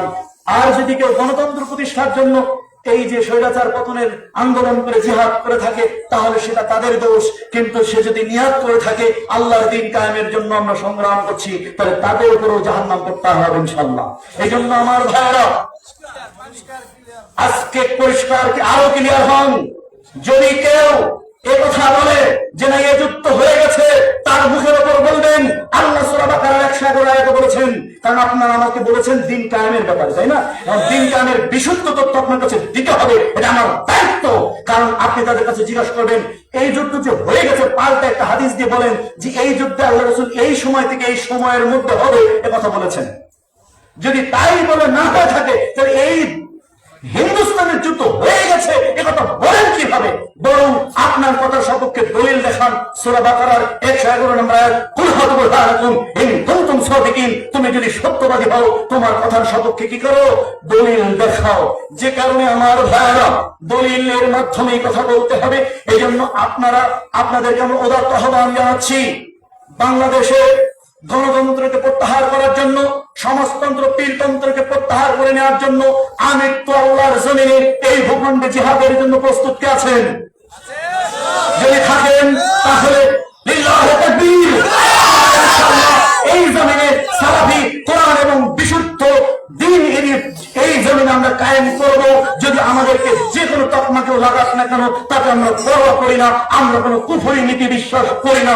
আল্লাহর জমিনে দ্বীন কায়েমের জন্য আমরা সর্বাত্মক চেষ্টা করবো ইনশাআল্লাহ।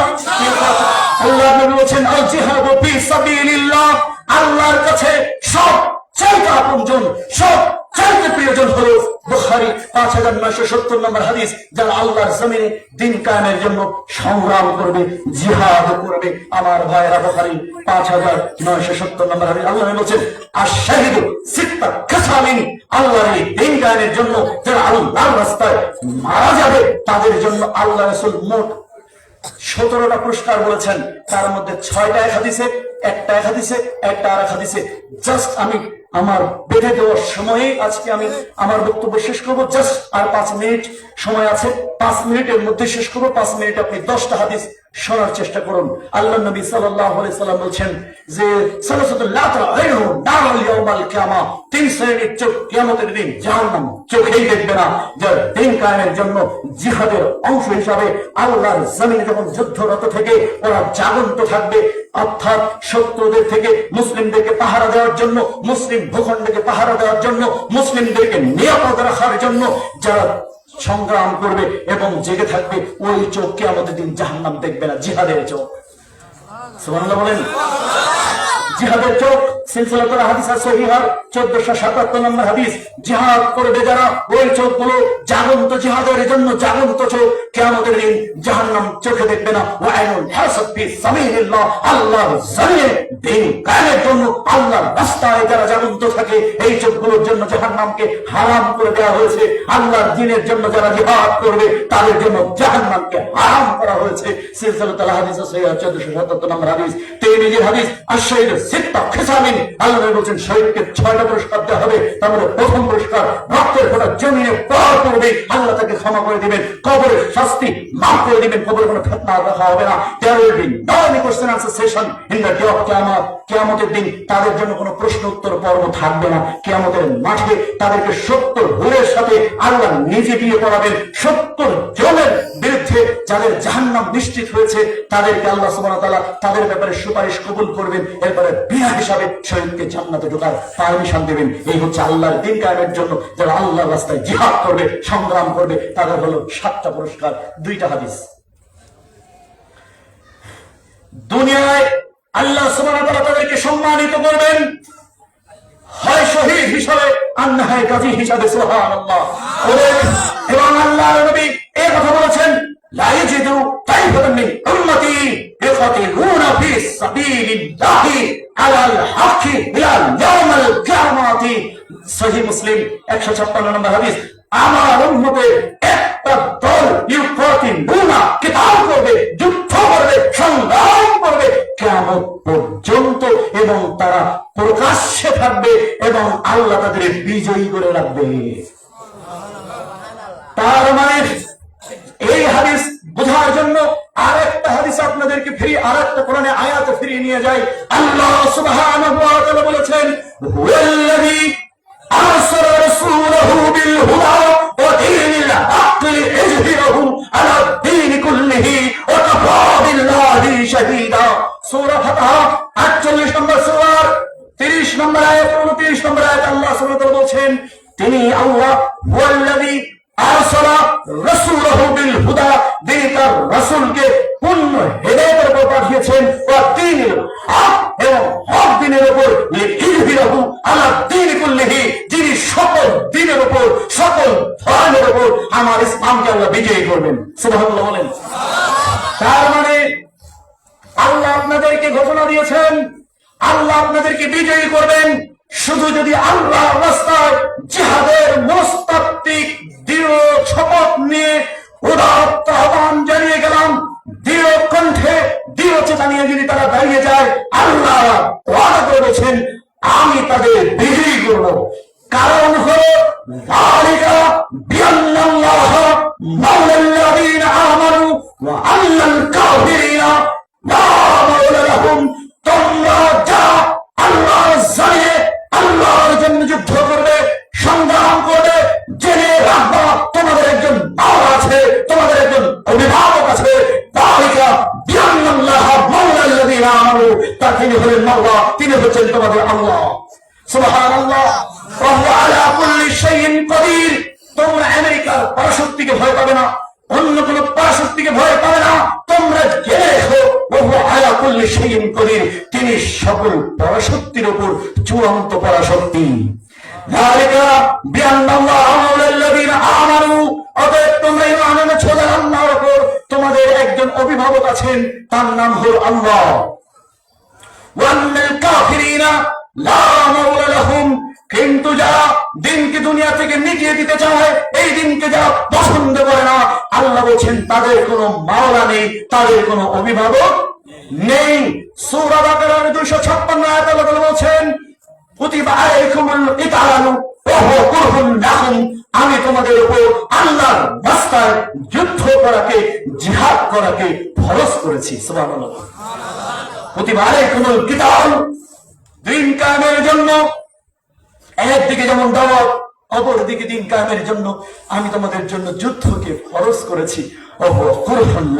কিন্তু তোমরা তা পছন্দ করো না, তোমরা তা কি পছন্দ করো না। কারণ অন্য কোন আমলের ব্যাপারে আল্লাহ সুবহানাহু ওয়া তাআলা এই কথা বলেননি তোমরা পছন্দ করো না, কিন্তু সূরা বাকারা 216 আয়াতে দেখবেন তোমরা পছন্দ করো না। এই তোমরা কারা? এই তোমরা আলেম জালেম সবাই মিলে আমরা কেউ পছন্দ করি না। কারণ শান্তিতে থাকবো, সুখে থাকবো, ভালো থাকবো, ভালো আছো ভালো থাকো, জিহাদ নিয়ে বিপদে পড়তে চাই না। কিন্তু জিহাদ বিপদ নয়, জিহাদের মধ্যেই রয়েছে মুসলিমদের চূড়ান্ত মুক্তি। গণতন্ত্রের মধ্যে মুক্তি নয়, সমাজতন্ত্রের মধ্যে মুক্তি নয়, সুদের মধ্যে মুক্তি নয়, নিজের মন চায় জিন্দেগির মধ্যে মুক্তি নয়, বরং জিহাদের মধ্যে, দাওয়াতের মধ্যে রয়েছে মুক্তি ইনশাআল্লাহ।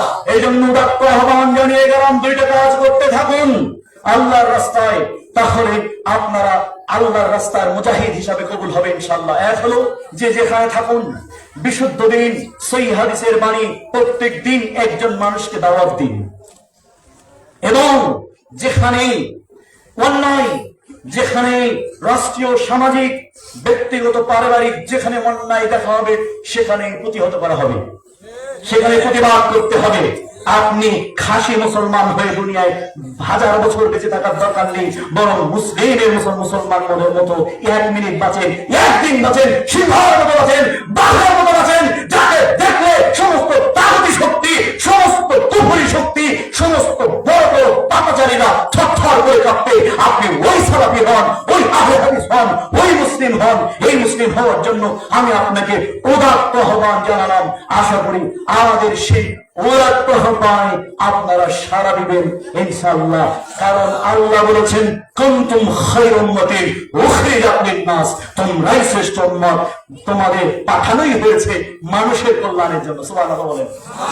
তার মানে আমরা ব্যক্তিগত ভালো থাকবো, পারিবারিক ভালো থাকবো, বউ বাচ্চা কাচ্চা নিয়ে এসি ঘরে থাকবো, সুন্দরভাবে ঘুমাবো। আল্লাহ বলছে আমি এজন্য তোমাদের পাঠাইনি, বলুন কুনতুম খায়রা উম্মাত উখরিজাত লিন-নাস, আমি তোমাদের পাঠিয়েছি অপরের কল্যাণের জন্য। তাহলে আজ থেকে আমাদের কাজ হবে অপরের কল্যাণ। সুবহানাল্লাহ বলেন। আজ থেকে আমাদের কাজ কি হবে? অপরের কল্যাণ। অপরের কল্যাণ হিসেবে যেমন কি তুমি বিড়ি খাচ্ছ, বিড়ি খাবি না।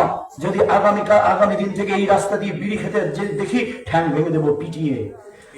যেই ওর আরেকজন এসে দালালি করবে, ওর টাকায় ওই বিড়ি খাচ্ছে, তোর কি 10 জন এসে ওই 2 জনকে ধরে একসাথে ঠুম দিতে হবে।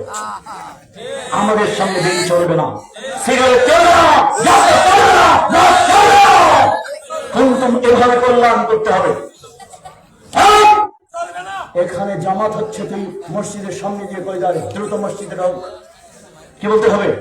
দ্রুত মসজিদে ঢুকে যাও, কারণ আমাদের সমাজে বেনামাজি থাকবে না। এভাবে কুনতুম খায়রা উম্মাতিন, তোমরা শ্রেষ্ঠ উম্মত, তা'মুরুনা বিল মা'রুফ, কিভাবে তোমরা শ্রেষ্ঠত্ব বজায় রাখবে? 3 উপায়। 1, তা'মুরুনা বিল মা'রুফ, তোমরা পরস্পর কল্যাণকর কাজে মানুষকে আদেশ করবে। সুবহানাল্লাহ। ওয়া তানহাউনা আনিল মুনকার, সমস্ত পাপাচারের মানুষকে বাধা দেবে। ওয়া তু'মিনুনা বিল্লাহ, এবং আল্লাহর প্রতি তোমরা দৃঢ়চিত্তে ঈমান রাখবে। সূরা আলে ইমরানের 110 নম্বর আয়াত। এই আয়াতের তাফসীর করতে গিয়ে ইমাম বুখারী হাদিস এনেছেন, আনাবি হুরায়রা রাদিয়াল্লাহু আনহু قال قال রাসূলুল্লাহ সাল্লাল্লাহু আলাইহি ওয়াসাল্লাম কাইফা আনতুম, খেয়াল করেন, কাইফা আনতুম ইযা নাযালা ঈসা ইবনে মারইয়াম ফিকুম ওয়া ইমামুকুম মিনকুম, রাহুল বুখারী। আল্লাহ নবী বলেন তোমাদের মধ্যেই ঈসা ইবনে মারইয়াম আসবেন, তোমাদের সেদিন কেমন লাগবে? কাইফা আনতুম, তোমাদের সেদিন কেমন লাগবে? তোমাদের মধ্যেই ঈসা ইবনে মারইয়াম নাজিল হবেন, কিন্তু আল্লাহ নেতৃত্ব তোমাদের হাতে রেখে দেবেন। সুবহানাল্লাহ। কেন? বিকতিলুনা ফি সাবিলিল্লাহি আলাল হক্কি, তোমরা হককে বিজয়ী করার জন্য কিয়ামত পর্যন্ত তোমরা আল্লাহর রাস্তায় যুদ্ধরত থাকবে, সংগ্রামরত থাকবে, প্রচেষ্টারত থাকবে। এই জন্য ঈসা ইবনে মারইয়ামের মতো নবীও তোমাদের নেতৃত্ব মানবে। সুবহানাল্লাহ। বুখারী। সঙ্গত কারণে আমি আপনাদেরকে উদাত্ত আহ্বান জানালাম, এই জায়গায় দিন কায়েমের জন্য তাগুত বর্জন করুন, দিন কায়েমের জন্য দাওয়াতি মিশনকে চূড়ান্ত করে নিন, দিন কায়েমের জন্য জিহাদ ফি সাবিলিল্লাহকে ভালোবাসুন, মহব্বত করুন। আল্লাহ সুবহানাহু ওয়া তাআলা এটা আপনাদেরকে আদেশ করেছেন। আমি আজকের বক্তব্য মূলত এখানে শেষ করতে গিয়ে আপনাদের আরো জরুরি আর 2 মিনিটে আর 5টা হাদিসের অনুবাদ করে জরুরিভাবে শেষ করছি। তার মধ্যে যে হাদিসটা অনুবাদের এক অংশ করেছিলাম আর এক অংশ করতে পারে নাই, সেটা হলো আল্লাহর নবী বলছেন যে রাজুলাতুন মিনান নিসাই ফাত্তাকুদ দুনিয়া ওয়াত্তাকুন নিসা, আউয়াল ফিতনাতু বনি ইসরাঈল কানাত মিনান নিসাই। আল্লাহর নবী আপনাদেরকে দিনকে বিজয়ী করার জন্য, যদি আপনার মাধ্যমে দিন বিজয়ী হয়, তাহলে আপনাকে আরেকটা বৈশিষ্ট্য অবলম্বন করতে হবে, সেটা নারীদের ব্যাপারে সাবধান থাকতে হবে। কাদের ব্যাপারে? যুবক ভাইরা, তোমাদেরকে বলছি, যারা আজকে দিন কায়েমের জন্য আলোচনা শুনতে চেয়েছো, তোমাদেরকে আজকে আমরা বলছি, যুবক ভাইরা, ফাত্তাকুদ দুনিয়া ওয়াত্তাকুন নিসা, তোমরা 2টা জিনিস থেকে আজ থেকে সাবধান হও। তোমাদের দিয়ে আল্লাহ দিন কায়েম করবেন। 1, দুনিয়া প্রেম থেকে সাবধান হও। 2, নারীদের থেকে সাবধানতা অবলম্বন করো। দুনিয়া প্রেম থেকে সাবধান হও। দুনিয়া মোবাইল, ইউটিউব চলছে, ফেসবুক চলছে। এটা ফেসবুক পূজারীদের দিয়ে দিন কায়েম হবে না। ইউটিউব চলছেই, চায়ের দোকানে আড্ডা চলছেই। ফাত্তাকুদ দুনিয়া থেকে তোমরা সাবধান হও, ভয় করো। যুবক ভাইরা উপস্থিত, আমার আলেম ওলামা সকলের উদ্দেশ্য বলছি, আমাদের এই কাফেলায় শামিল হওয়ার জন্য আপনাকে আরেকটা উদাত্ত আহ্বান হলো, আপনি যে কোনো মূল্যে বাড়ি বানিয়েছেন, ওখানে টাইলস দিতেই হবে। টিনের বাড়ি, ওখান থেকে একটা ইট গাঁথতেই হবে, তার উপর প্লাস্টার করতেই হবে। সাধারণ রং করা আছে, প্লাস্টিক পেইন্ট করতে হবে। টাইলস লাগানো আছে, ওখানে মানে স্বাভাবিকভাবে দেওয়া আছে, ওখানে টাইলস লাগাতে হবে। সাধারণ টাইলসে কাজ হচ্ছে না, এখন মার্বেল টাইলস লাগাতে হবে। মোবাইল এই সেট এখন আর পছন্দ হচ্ছে না, সেট চেঞ্জ করতে হবে। মানে শুধু দুনিয়ার চেতনায় প্রতিনিয়ত ব্যস্ত। এটা কিন্তু কাফেরদের কাজ। এই কাজ থেকে আমি আপনাদেরকে বেরিয়ে আসার জন্য উদাত্ত আহ্বান জানালাম। আজকে দিন কায়েম তাদের দিয়ে হবে যারা দুনিয়ার জন্য পাগল পারা হয়ে যাবে না, বরং দুনিয়া থেকে সাবধান থাকবে। অপর একটা দলের উপর আল্লাহ দিন কায়েম করবে, বিজয়ী করবে, যারা নারীদের উপরে সাবধান থাকবে। নারীদের উপর কিভাবে সাবধান থাকবে দেখেন। আলী জিয়া রাসূল, আলী জিয়া রাসূল, আলী জিয়া রাসূল, লা তুতবিউ নাজরাতা নাজরাতা ফাইন্না লাকাল উলা ওয়া লাইসাত লাকাল আখিরা। আলী তুমি গায়রে মাহরাম কোন মহিলার দিকে তাকাবে না। আলী তুমি গায়রে মাহরাম কোন মহিলার দিকে তাকাবে না। ফাইন্না লাকাল উলা ওয়া লাইসাত লাকাল আখিরা। যদি হঠাৎ দৃষ্টি পড়ে যায় তোমার ক্ষমা হতে পারে, কিন্তু ইচ্ছাকৃত কোন গায়রে মাহরামের দিকে তাকালে তোমার ব্যভিচারের পাপ হবে, চোখের ব্যভিচার হয়ে যাবে। ব্যভিচারী চোখ দিয়ে দিন কায়েম হবে না। নারীদের ব্যাপারে যে জাতি সাবধান হয় না, ও জাতির দিন কায়েম হয়নি, বরং ও জাতির দিন দুনিয়া দুইটাকে ধ্বংস করে দেওয়া হয়েছে। আল্লাহ নবী কিভাবে বলছেন দেখুন, ওয়াত্তাকুন নিসা, নারীদের থেকে সাবধান থেকো উম্মত। কেন? আউয়ালু ফিতনাতু বনি ইসরাঈল কানাত মিনান নিসাই, কারণ বনি ইসরাঈলদের উপর ধ্বংসযজ্ঞ চালানো হয়েছে, তাদের বিধ্বস্ত করে দেওয়া হয়েছে, তাদের দুনিয়া এবং আখিরাত সর্বনাশ হয়ে গেছে নারীদের কারণে। কাদের কারণে? নারীদের কারণে। আবু দাউদ 2149 নম্বর হাদিস, একদম শেষ অংশে বক্তব্যের আমি আপনাকে বলতে চাচ্ছি, আপনি যে কোনো মূল্যে নারীদের থেকে সাবধান হন। তার মানে আপন মামাতো বোন, আপন খালাতো বোন, আপন শালী, আপন ভাবি একসাথে ডাইনিং টেবিলে বসে খাওয়া যাবে না, একসাথে সামনাসামনি দাঁড়িয়ে গল্প করা যাবে না, আপন শালীর সাথে অসম্ভব। এদের দিয়ে কখনো দিন কায়েম হবে না। নারীদের ব্যাপারে যে জাতি সাবধান নয়, সে জাতির দুনিয়া ধ্বংস হয়, সে জাতির আখিরাত ধ্বংস হয়। আবু দাউদ 2149 নম্বর হাদিস। আল্লাহ তাআলা কিভাবে বলছেন? আল্লাহ তাআলা বলছেন, হে মুমিনরা, লা তাকরাবুজ জিনা ফাইন্নাকা ফাহিশাতু ওয়াসআ সাবিলা, তোমরা জিনার পাশেও যাবে না। অথচ শিরিক বড় পাপ। শিরিকের ব্যাপারে বলতে গিয়ে বলছেন লা তুশরিকু বিল্লাহ, তোমরা আল্লাহর সাথে শিরিক করো না। কিন্তু জিনার ব্যাপারে বলতে গিয়ে আল্লাহ বলছেন তোমরা জিনার পাশেও যাবে না। উপস্থিত যুবক ভাইয়েরা, দিনী ভাইয়েরা, আপনাদের এ মর্মে আমি উদাত্ত আহ্বান জানাচ্ছি, যে চোখের হেফাজত করবে সে দুনিয়ায় একটা পুরস্কার পাবে এবং আখিরাতে একটা পুরস্কার পাবে। আখিরাতে পুরস্কার হচ্ছে সে সরাসরি আল্লাহকে দেখবে।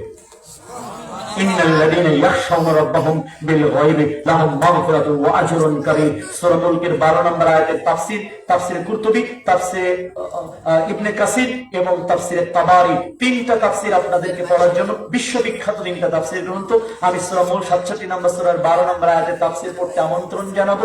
দেখবেন যে চোখের হেফাজতকারী যারা আল্লাহকে ভয় পেয়েছে, আর পৃথিবীতে আল্লাহকে ভয় পাওয়ার সবচেয়ে উঁচু নিদর্শন হলো চোখকে হেফাজত করা, হারাম জিনিস থেকে নিজের চোখকে নিচু করা। তার মানে হারাম খাবার, হারাম মহিলা, এই যেগুলো আমার জন্য আল্লাহ তাআলা হারাম করেছেন, সেগুলো থেকে যখন আমি চোখ নিচে নামাবো, এদের চোখের এত পাওয়ার হবে। আল্লাহ তাআলা আখিরাতের ব্যাপারে বলছেন ওয়াইনুন বাগাত মিন মাহারামিল্লাহ, কিয়ামতের দিন তিনটা চোখ জাহান্নামে যাবে না, তার মধ্যে একটা চোখ, যে চোখ গায়রে মাহারামকে দেখে নিচু হয়েছে।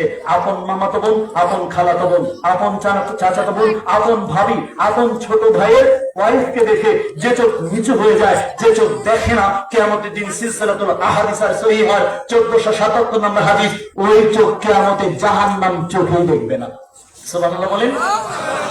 জাহান্নাম দেখবে না। এই জন্য মহিলাদেরকে থেকে সাবধান হওয়ার আর একটা উপায় হলো রাজুলাতুন মিনান নিসাই, পুরুষ মার্কা মেয়ে লোক, লা ইয়াদখুলুন্নাল জান্নাতা, জামিউ সাগীর 3 নম্বর খণ্ড 163 নম্বর পৃষ্ঠার 5 নম্বর লাইনের হাদিস। জান্নাতে যাবে না পুরুষ মার্কা মেয়ে লোক।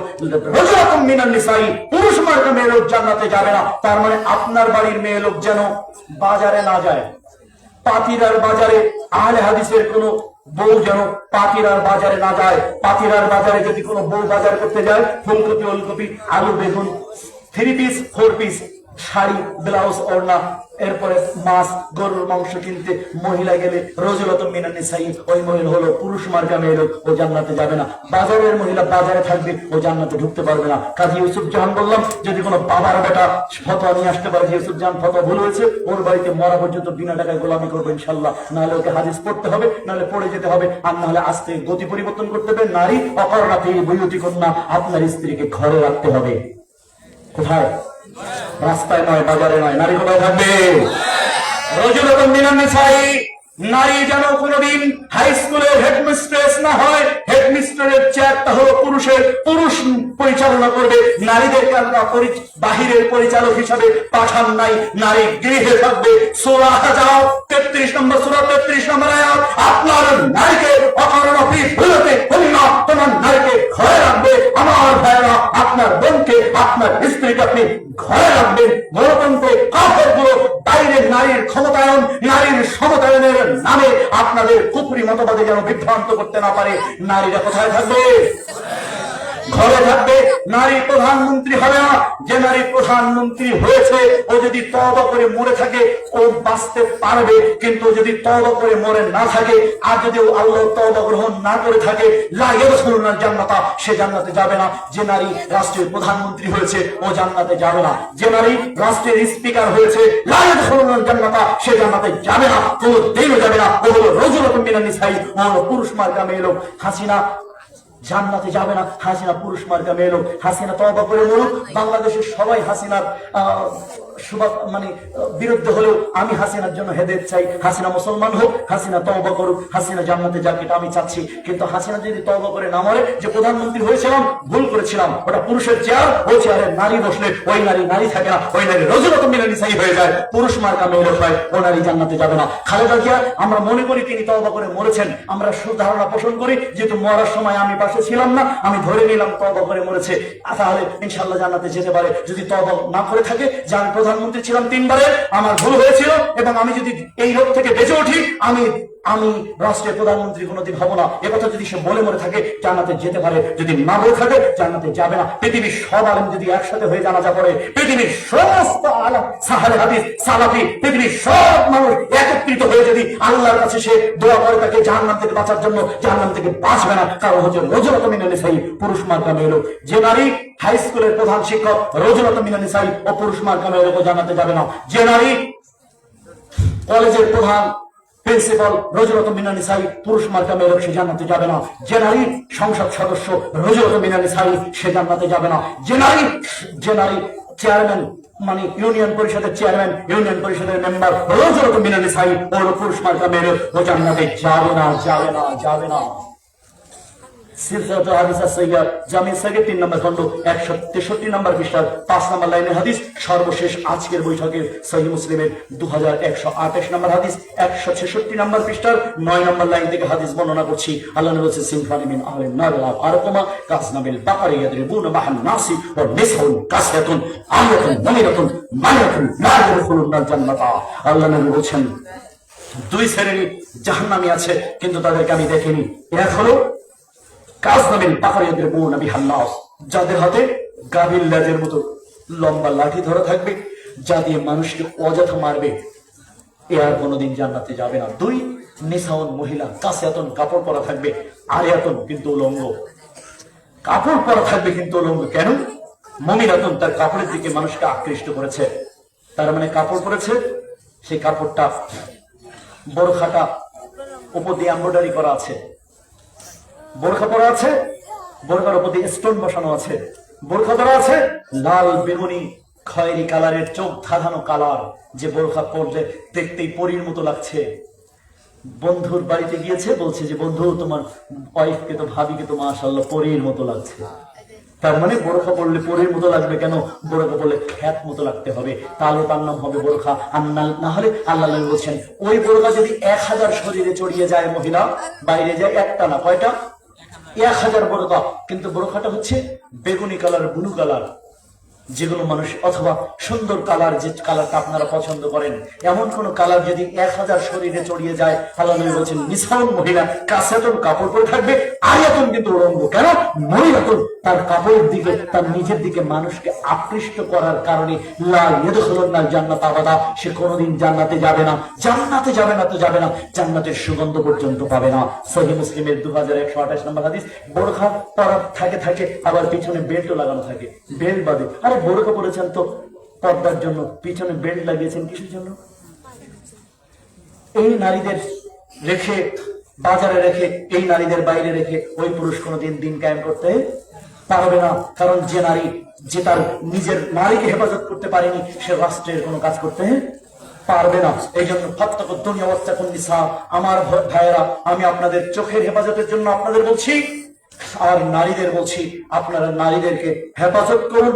যে কোনো মূল্যে নারীদেরকে হেফাজত করতে হবে। এই নারী জান্নাতে যাবে না। আল্লাহ নবী বলছেন আমি তাদেরকে জাহান্নামে আছে, সব জাহান্নামীকে দেখেছি, কিন্তু এদের খালি গল্প বলা হয়েছে, আমি তাদের দেখিনি, শুধু শুনেছি। সহিহ মুসলিম। বোঝা যাচ্ছে কাপড় এমন হবে, পারলে চটের বোরখা হবে। বোরখা আপনার ফাতিরার মানুষ, শুনলাম আপনাদের টাকা অনেক বেশি আছে, আল্লাহ আপনাদের টাকা বাড়িয়ে দেখ, বরকত দেখ, আমার আপত্তি নেই।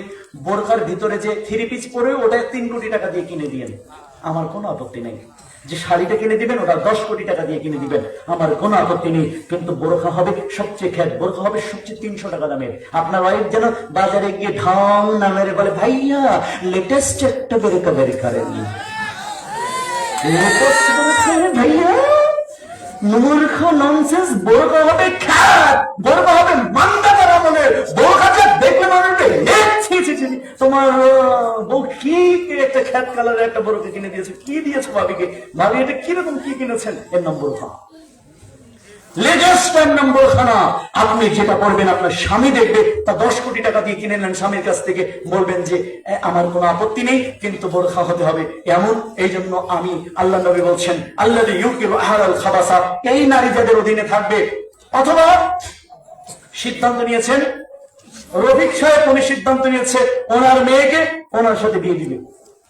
বললো যে 10 লাখ টাকা দেন মোহর পূর্বক, আমার মেয়েকে তোমার সাথে বিয়ে দিলাম।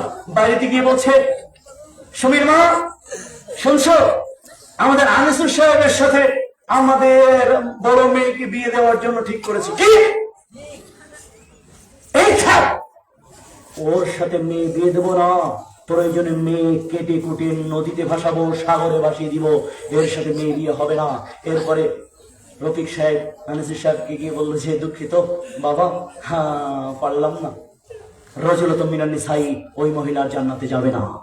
যে পুরুষের উপর কর্তৃত্ব চালায় ওই মহিলা জান্নাতে যাবে না। এই জন্য আল্লাহ নবী বললেন ফাত্তাকুদ দুনিয়া ওয়াত্তাকুন নিসা, আউয়ালা ফিতনাতু বনি ইসরাঈল কানাত মিনান নিসাই। তোমরা নারীদের ব্যাপারে সাবধান থাকো। আপনারা নারীদের ব্যাপারে সতর্ক সাবধানতা অবলম্বনের জন্য আজকে এ মর্মে উদাত্ত আহ্বান জানাচ্ছি। দ্বিতীয়ত, প্রত্যেক দিন 100 বার তওবা করার জন্য আজকে উদাত্ত আহ্বান জানাচ্ছি আজকের মাজলিস থেকে। যারা তওবা করবে তাদের গজব হবে না, জাহান্নামে তারা যাবে না। আল্লাহ বলেন ইল্লা মান তাবা ওয়া আমানা ওয়া আমালান সালিহান ফাউলাইকা ইউবাদদিলুল্লাহু সাইয়্যাতিহিম হাসানাত ওয়া কানা আল্লাহু গফুরুর রহিমা। সূরা ফুরকানের 70 নম্বর আয়াত। উপস্থিত দিনী ভাই ও বোন, প্রতিদিন 100 বার, পিছনে হাত দিয়ে বসে যাবে না, সামনে হাত দেন। প্রতিদিন 100 বার আল্লাহর কাছে ইস্তেগফার করুন। 5টা আমলের 2 নম্বর আমল হলো, পৃথিবীর যে যেখানে থাকুন না কেন, আজকের আলোচনার মধ্যে আমি এনেছি, যে কোনো মূল্যে সালাত কায়েম করুন, যে কোনো মূল্যে সালাত কায়েম করুন। পৃথিবীর যে ননসেন্স, যে মূর্খ, যে অসভ্য, যে বেয়াদব, যে বর্বর, জিহাদ ফি সাবিলিল্লাহকে ছোট করে দেখে, ওকে প্রত্যাখ্যান করুন। ওরা মানুষ নয়, ওরা পশু নয়, ওরা কুকুরের চেয়ে নিকৃষ্ট। যারা জিহাদ ফি সাবিলিল্লাহর ব্যাপারে মানুষকে উৎসাহিত করে না, বরং নিরুৎসাহিত করে, ওরা কুকুরের চেয়ে নিকৃষ্ট।